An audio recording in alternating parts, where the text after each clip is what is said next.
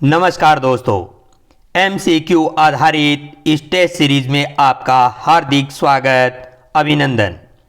आज की इस टेस्ट सीरीज का टॉपिक रहेगा पर्यावरण शिक्षण का मूल्यांकन। तो आइए शुरू करते हैं आज की टेस्ट सीरीज का प्रथम प्रश्न, जो आपकी स्क्रीन पर आ चुका है। आज का प्रथम प्रश्न है, सतत मूल्यांकन का अर्थ है। आपको बताना है कि प्रश्न के आधार पर सतत मूल्यांकन का अर्थ क्या रहेगा। आपके चार ऑप्शन में से पहला ए ऑप्शन है बच्चे की शैक्षिक उपलब्धि का पता लगाना।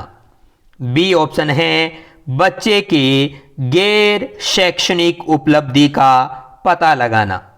सी ऑप्शन है बच्चे के सर्वांगीण विकास का पता लगाना। और डी ऑप्शन है बच्चे के लिए उपचारात्मक शिक्षा का प्रावधान करना। तो आपको इस प्रश्न के आधार पर राइट प्रश्न का चुनाव करना है कि सही आंसर क्या होगा ए, बी और सी व डी के अंतर्गत। तो इस प्रश्न का सही आंसर क्या होगा? इस प्रश्न का सही आंसर रहेगा सी। इस प्रश्न के आधार पर इसका राइट आंसर क्या रहेगा? सी, बच्चे के सर्वांगीण विकास का पता लगाना। तो सतत मूल्यांकन का अर्थ है बच्चे के सर्वांगीण विकास का पता लगाना। सेकंड प्रश्न है, शिक्षार्थी के व्यापक मूल्यांकन के लिए निम्न में से कौन सी तकनीक उपयोगी है? एक बार पुनः प्रश्न सुनिए। शिक्षार्थी के व्यापक मूल्यांकन के लिए निम्न में से कौन सी तकनीक उपयोगी है? ए ऑप्शन है आवधिक परीक्षा, बी ऑप्शन है वार्षिक परीक्षा, सी ऑप्शन है पोर्टफोलियो और डी है दत्त कार्य। तो आपको सही आंसर का चुनाव करना है कि इस प्रश्न के आधार पर राइट आंसर कौन सा रहेगा। तो इस प्रश्न का सही आंसर कौन सा है? आवधिक परीक्षा, वार्षिक परीक्षा, पोर्टफोलियो या दत्त कार्य। तो इस प्रश्न का सही आंसर रहेगा बी। क्या रहेगा? बी जो है वो इस प्रश्न का सही आंसर रहेगा। वार्षिक परीक्षा जो है वो शिक्षार्थी के व्यापक मूल्यांकन के लिए तकनीक जो है वो उपयोगी रहती है। तो ये इसका राइट आंसर रहेगा। तो ये है आपका नेक्स्ट प्रश्न, समूह कार्य से पर्यावरण अध्ययन कर रहे बच्चों की सामाजिक व्यक्तिक विशेषताओं के आंकलन के लिए निम्नलिखित में से कौन सा उपकरण सर्वाधिक उपयोगी होगा? तो इसका राइट आंसर क्या होगा उसका चुनाव आपको करना है। ए ऑप्शन है दत्त कार्य, बी है कागज पेंसिल परीक्षण, सी है मौखिक प्रश्न और डी है निर्धारण मापनियां। ए ऑप्शन है दत्त कार्य, बी है कागज पेंसिल परीक्षण, सी है मौखिक प्रश्न और डी है निर्धारण मापनियां। तो सही आंसर क्या होगा तीसरे प्रश्न का? तो प्रश्न एक बार पुनः रिपीट करता हूं, समूह कार्य से पर्यावरण अध्ययन कर रहे बच्चों की सामाजिक व्यक्तिक विशेषताओं के आंकलन के लिए निम्नलिखित में से कौन सा उपकरण सर्वाधिक उपयुक्त होगा? तो इस प्रश्न का राइट आंसर क्या होगा? सी जो है वो इस प्रश्न का उपयुक्त आंसर होगा। मौखिक प्रश्न जो है वो इसका राइट आंसर है।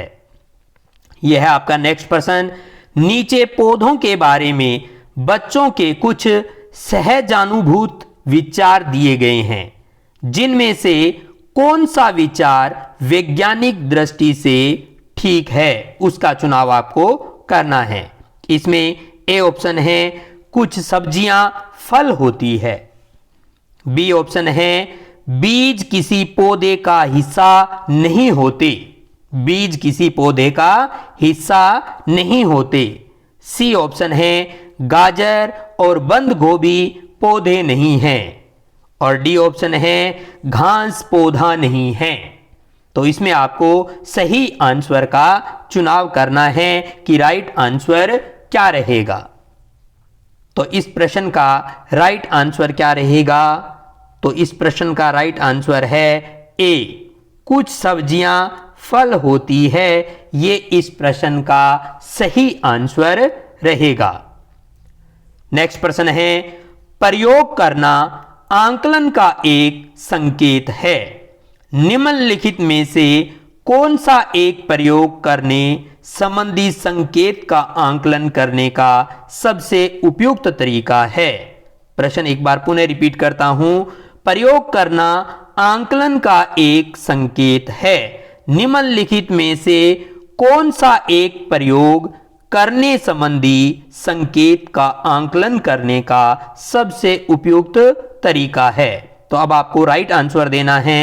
ए आंसर है हस्तपरक गतिविधि, बी आंसर है चित्र गठन, और सी है सृजनात्मक लेखन, और डी है दर्शन प्रदर्शन। ए ऑप्शन है हस्तपरक गतिविधि, बी है चित्र पठन, सी है सृजनात्मक लेखन, और डी है दर्शन या प्रदर्शन। तो इनमें से सही आंसर कौन सा है उसका चुनाव आपको करना है। तो इस प्रश्न का सही आंसर क्या रहेगा? इस प्रश्न का सही आंसर है ए, हस्तपरक गतिविधि जो है वो 5 नंबर प्रश्न का सही आंसर रहेगा। तो यह है आपका नेक्स्ट प्रश्न। प्राथमिक स्तर पर पर्यावरण अध्ययन के आंकलन में निम्नलिखित में से कौन सा एक संकेतक उपयुक्त नहीं है? प्रश्न एक बार पुनः सुनिए। प्राथमिक स्तर पर पर्यावरण अध्ययन के आंकलन में निम्नलिखित में से कौन सा संकेतक उपयुक्त नहीं है? ऑप्शन ए है सहयोग, बी है स्मरण रखना, सी है प्रश्न पूछना, और डी ऑप्शन है न्याय और समानता के प्रति चिंता। तो इसमें आपको चुनाव करना है कि इस प्रश्न के आधार पर सही आंसर कौन सा रहेगा। तो इस प्रश्न के आधार पर सही आंसर कौन सा है? तो सही आंसर रहेगा आपका बी। कौन सा रहेगा? बी, स्मरण रखना जो है वो इस प्रश्न का सही आंसर होगा। तो आइए नेक्स्ट प्रश्न करते हैं। ईवीएस में किसी अच्छे गृह कार्य को मुख्यतः किस पर केंद्रित होना चाहिए? एक बार पुनः प्रश्न सुनिए। ईवीएस में किसी अच्छे गृह कार्य को मुख्यतः किस पर केंद्रित होना चाहिए?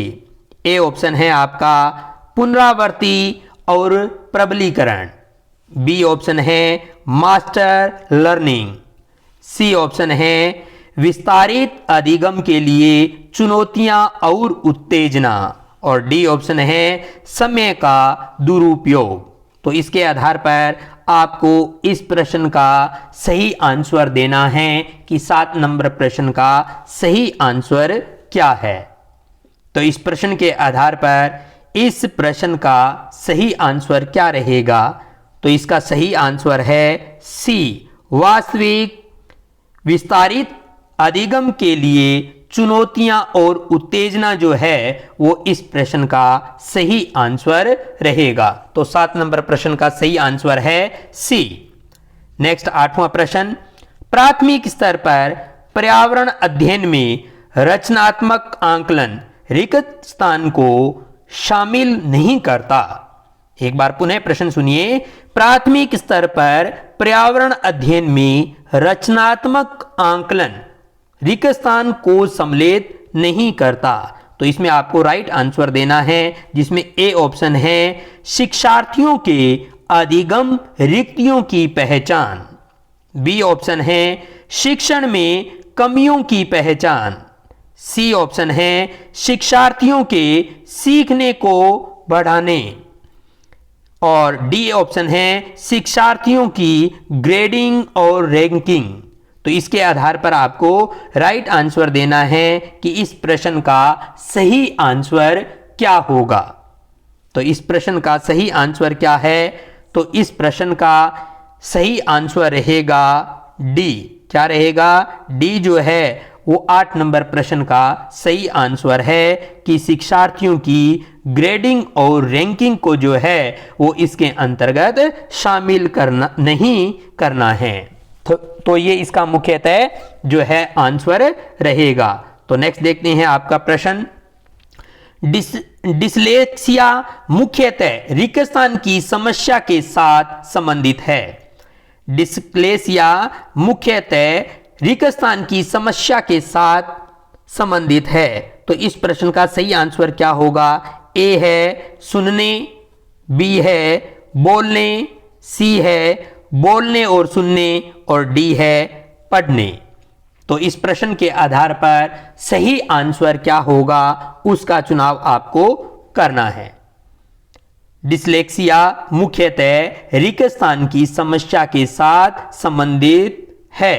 तो इसमें सुनने, बोलने, बोलने और सुनने और पढ़ने किस समस्या से संबंधित है तो उसका आपको बताना है। तो इसका राइट आंसर क्या होगा? डी जो है वो इस प्रश्न का राइट आंसर है, पढ़ने की समस्या से संबंधित है। क्या है? पढ़ने की समस्या से संबंधित।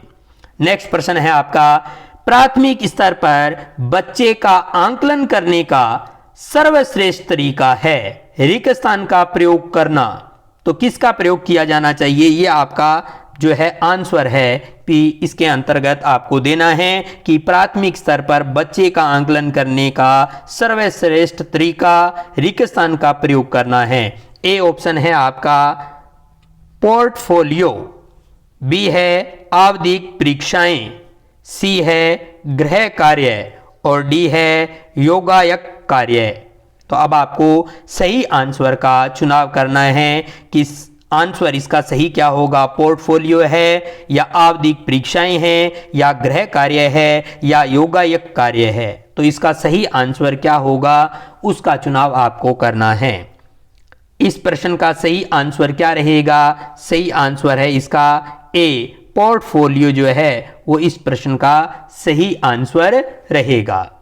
तो नेक्स्ट प्रश्न है, एक शिक्षिका तनावग्रस्त बच्चे की पहचान कर सकती है जब बच्चा निम्नलिखित व्यवहार प्रदर्शित करता है। प्रश्न एक बार पुनः सुनिए।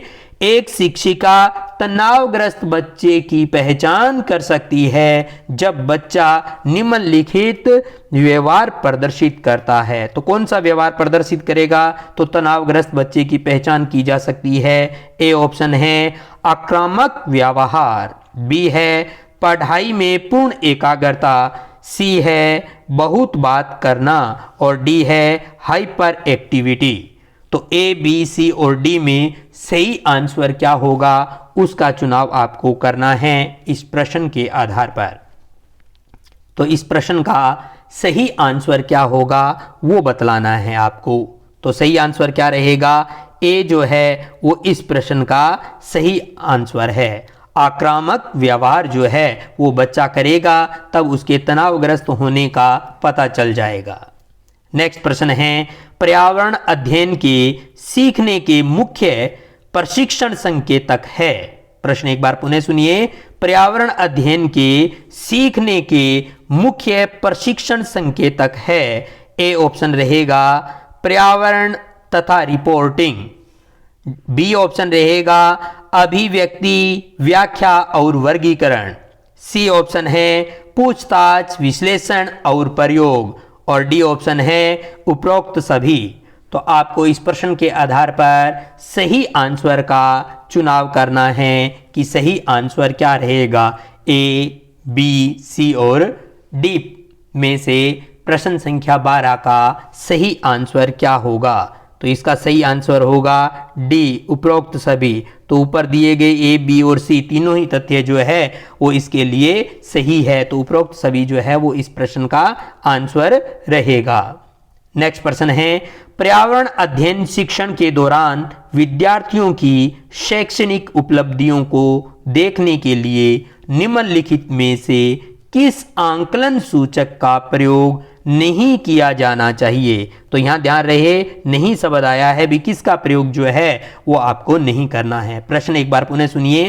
पर्यावरण अध्ययन शिक्षण के दौरान विद्यार्थी की शैक्षणिक उपलब्धियों को देखने के लिए निम्नलिखित में से किस आंकलन सूचक का प्रयोग नहीं किया जाना चाहिए? तो किसका प्रयोग नहीं किया जाना चाहिए?